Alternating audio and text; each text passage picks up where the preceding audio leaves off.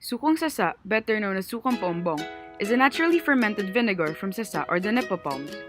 It was dubbed Sukang Paombong from the word bumbong or tukil, which served as a bamboo storage of the nipa sap, and is named after the municipality it was cultivated in, Paombong, Bulacan. There are over 6 variations of vinegars produced in the Philippines. So what has made Sukang Paombong stand out? This is what our team investigated on as we set on our journey to Paombong. We set up a meeting with the heads of their municipality in order to find out all the must-knows regarding their signature suka, the Sukang Paombong. So, there's no need para sa amin na i-promote pa. Pero just the same, yung tagline na one town, one product, is yun ang nakapasok na produkto ng Paombong. We were then sent to their agriculture office where we met Sir Janelle for a more in-depth discussion. Kinuha namin yun doon sa salitang bumbong. Yung bumbong, yun naman yung pinagkukolektahan ng suka, ng tuba. Na doon tumutulo yung ano. Hindi po ba yung ginagamit sa puto po? Hindi, malaki yun eh. Malaki siya. Para siyang alkansya, nakawayan. Malaki yun. Yun yung isa sa pinagpunan kung bakit naging salitang Paombong yung bayan ng Paombong sa bumbong na ginagamit naman niya sa pagtutuba. Yung sukang Paombong, yung totoong suka, umiitim kasi yan eh. Pero na-prolong yan dahil sa sa tulong ng DOST, gumawa sila ng research na dito, pinainitan nila sa pinakukuluan. Kaya lang hindi boiling point. Nakalimutan ko lang yung degrees doon. With a certain degrees lang, parang hindi naman siya abutin ng boiling point para hindi lang siya umitim. Pero napaprolong lang niya yung physical na itsura ng suka. Bakit po umiitim yung suka? Kasi dun sa meron niyang acetobacter, meron siyang vinegar eel. Yung makikita yun yung isa sa pinapatay nung pagka ininit yung suka, sila yung namamatay.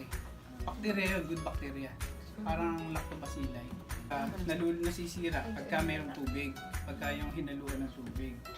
Pero pagka purong suka, kahit 2 taon, tumatagal yan. Basta ilalagay lang sa babasagin ng bote. Huwag lang doon sa mga plastic. Pagka masyadong maalat yung tubig, hindi siya gano'n nagpo-produce ng sap. Kailangan niya may brackish water. Mas mainam, medyo matabang ng konti. Malapit siya sa nasa 10 ppt lang siguro, 5 ppt parts per salinity ng tubig. Mas maganda nga kung tag-ulan kasi mas malakas mag-produce yung sasa. Tapos kung halimbawa naman may baha na, di ba nakakakita kayo ng baha na kulay puti yung tubig, yun hindi rin siya nag-produce ng gano'n ng tuba. Tuba kasi yung pinaprocess dun, yung sap. Yun ang tawag namin dun, tuba. Tapos pagka umasim na, tsaka naging suka. Pagka yung halimbawa, summertime, yan, medyo mahal yan. Kung halimbawa ngayon 60 kasi ang 1.5 ngayon, ang mga rin mga 80 yan. Tapos yun yung sinasabi mo na climate change, yun yan. Pag masyadong mainit, talaga na wala halos na po-produce. Kaya pamahal pagka natin summer. Sa dami po nung mga kanin na sasa, may problema po ba? Like, Napapansin niyo po bang parang kumukonti na po yung mga ano? Yung iba kasi ginagawang fish pond. Yun yung isa sa reality na nangyayari. Hindi naman, sabi nga nila, yung dahil sa pagdami natin, pagdami ng tao, yung mga lugar na sasahan, pag nadaanan ng kalsada, kasi progress naman kayo, progress. Hindi, ito yung kalsada, dating sasahan, gagawing residential. Iba naman, ginagawang fish pond area, convert nila. Pero alam ko sa ngayon, parang meron ng municipal ordinance regarding dun eh. Kaya lang, lilimitahan nila. Pero yung, sabi kasi ng isang member ng committee ng agriculture, pagka daw may progress, pwede naman. Kailangan merong justification. Hindi pa pwede mag-convert ka lang ng basta-basta. Ano ba? Ano po, meron po ba kayong na-observe or parang napipinpoint na iba pang problema? Dati meron silang problema yun tungkol sa bagworm. Bagworm. Sa Tagalog, ang tawag nila doon, aksit. Kinakain niya yung dahon. Siyempre, pagka kinain niya yung dahon, yung pinaka dito, pinaka balat ng dahon, kaya nagiging parang siyang skeletal na lang yung dahon. Natutuyo niya yung dahon eh. Minsan pati yung branch ng dahon, pag wala nang makain, pati yung kinakain. Kaya nakuhang yung ibang sasahan na dating matataas talaga, ginawa nila, pinagpuputol nila yung dahon hanggang sa nagtira lang sila isa, dalawang dahon para lang mabuhay. Tinanggal lahat nila nung infected. Ang nangyayari, nung natanggal yung mga dahon na yun, naging parang bumata yung puno. Hindi katulad ng dati na talagang napakalaki. Yung ibang may lugar dito sa may papuntang coastal, lumit yung kanila. Pero ngayon, nagpo-produce na ulit ng suka. Wala pong parang nag-inventong pesticide or gamot na Hindi ka kasi pwedeng ilagay ng ganun eh. Kasi pagkain yan, di ba? Saan po? Ay, ayan. Naglagay ganun. Saan? Pag nag-spray ka, hindi ka hindi ka mag-collect. Yung kasi yung iba, ginawa nila, talagang ginawa na lang nila dahil sa dami nun, sa marami kasi yun eh. Putikan yun, kung mag-i-spray ka, mahirap sa taas, matataas yung dahon. Sa taas siguro sa atin hanggang makikita nyo kung actual yun. Mataas. Kaya kung imamanual mo lang yun, nandun ka sa loob ng gubat, ng sasahan, definitely hindi mo kakayanin mo ba yun. Kung may isang hektarya ka, mahirap ang kapag. Kaya ginawa nila, nagtabas na lang sila ng dahon. Gumana naman po yung pagtatabas. Binaon nila yung mga dahon na iba sinunog. Yun ang ngayon, hindi na ganun karami. Medyo minimal na lang yung problema nila. Parang nanganganib po bang maubos yung mga sasaol? Okay pa naman po sa ngayon. Okay pa naman sa kanya. May mga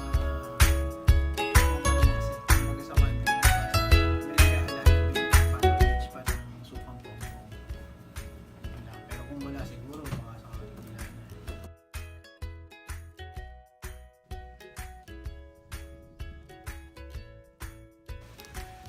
Sir Janelle brought us into the nearest Sasatri farm, where he introduced Magna Store, their municipality's partner in Sasatri farming.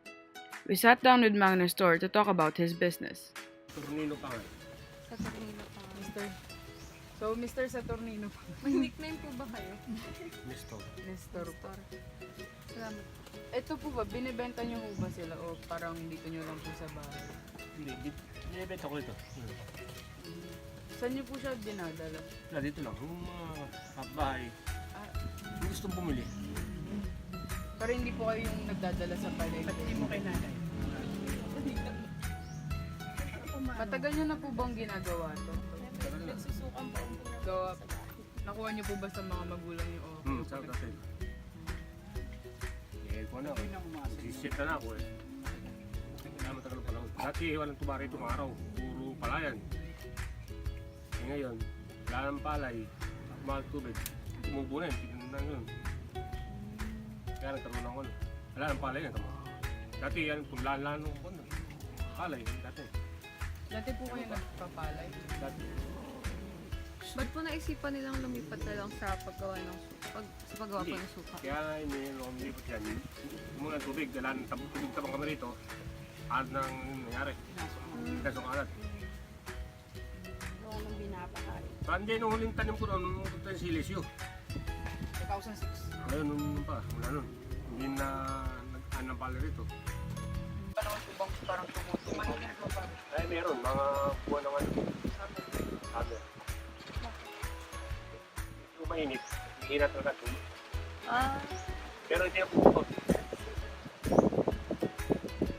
Ngayon, mahaba ang ano. Yan. Niluto ko yan, maabot ng 2 buwan. Tutulog yan. buong taon naman po may production kahit humina lang Oo, meron. sa ano. Tuloy-tuloy. Kaya nga, Summer. ito, konti-konti lang. Hindi ka tunay ba, bigla. Yung buwan na yun, 2 buwan. Pagkara, wala naman. Hindi namin hinto sila. Ako, dire-diretso naman ako para. Kaya kung mga ibigan ko po, dito pupunta. Pare, at may suka, kaya meron ako. Kaya, parang di, maraming doon. Kaya lang, mga bayan lang, puro tapayan. Bumili, nga ang kinikemikal. Timplado. Sa tapayan mo. Dali naman ko na sa tapayan. Pagka gusto mong timplahan tubig siyempre, doon ka na sa puro pupunta. Mga magkano ba yung kinikita niyo din sa isang buwan? Bali, kwenta mo lang sa araw. Hindi, buwan, 4,000. Sa isang araw ho? Hindi, Sa isang buwan. sa araw muna. Ilang gusto mo. Kasi konti-konti ka lang. Yun ang pinaka-walang kita ko. Handa sa araw. Kailangan isa lang. After the interview, Mang Nestor showed us his process in making his vinegars. The first part is to shake and stomp on the branch containing the sasa fruit to make it softer, which allows for a smoother and faster flow of the sap once it gets cut off. Lumambot na ganun, lalambot. Para Para lumambot, para pagtutuba. Diretso mo yun. Parang ni-induce niyo yung ano. only one branch is cut off per tree, as to not stress out the tree so much and prevent its death. Moreover, this is said to yield more sap as compared to cutting multiple branches off all at once. Once it gets cut off, the dripping sap are collected using plastic bottles. The collected sap would then be transferred to the earthen jars, commonly known as tapayan, where the natural fermentation process occurs. After at least 2 weeks, the vinegar is ready. After learning and trying the process, we also took this chance to taste the famous Sukang Paombong. Titikman natin yung bagong Dire yung bago ko, no? Bagong harvest. bagong ani. May langgam pa. May langgam. Uri, wala kalo ko eh. Sabihin niyo kanila sa... Maasim. Para may after-date na siya.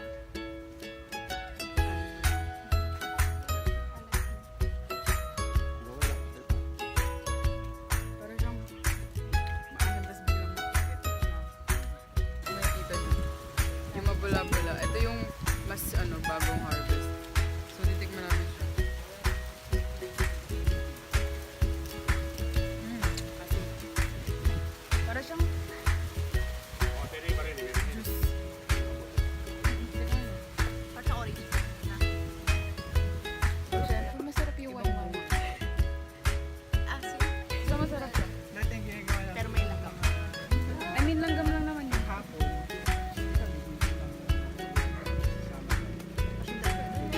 Para siyang soft drink. Pero Mild lang. I-share mo na. We shared the cup and everyone was delighted after having a taste.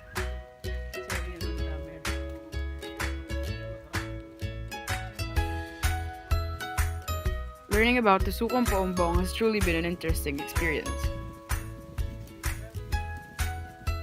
And with that, we conclude our investigation.